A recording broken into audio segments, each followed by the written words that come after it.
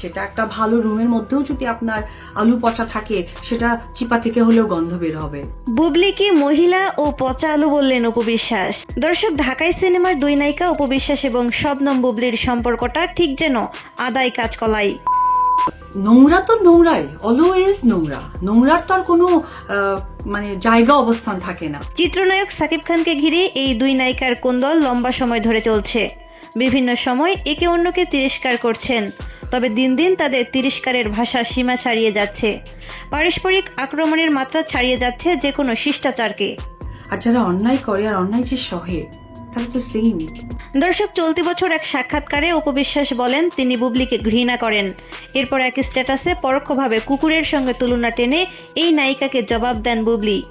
দর্শক, সবশেষে এই দুই নায়িকার কোন্দল স্পষ্ট হয় গান বাংলার কর্ণধার কৌশিক হোসেন তাপসের স্ত্রী ফারজানা মুন্নি এবং অপু বিশ্বাসের একটি ফোনালাপকে কেন্দ্র করে। আমি জানি বুবলি আছে, বুবলিকে বাথরুম থেকে বের হতে বলো। বাথরুমে লুকায় ছিল, সে বাথরুম থেকে বের হয়েছে। দর্শক, গণমাধ্যমে দেওয়া ফারজানা মুন্নির এমন বক্তব্যের পর আজ এক ভিডিও বার্তায় সেদিনের ফোনালাপ প্রসঙ্গে মুখ খুলেছেন অপু বিশ্বাস।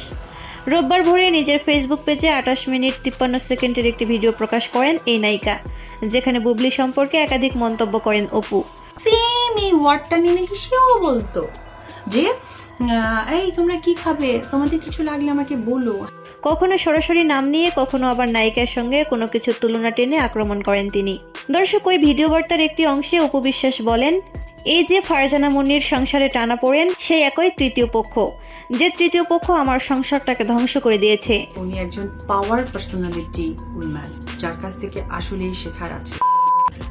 এই যে তার সংসারের টান পড়ন, সেই সেম তৃতীয় পক্ষ।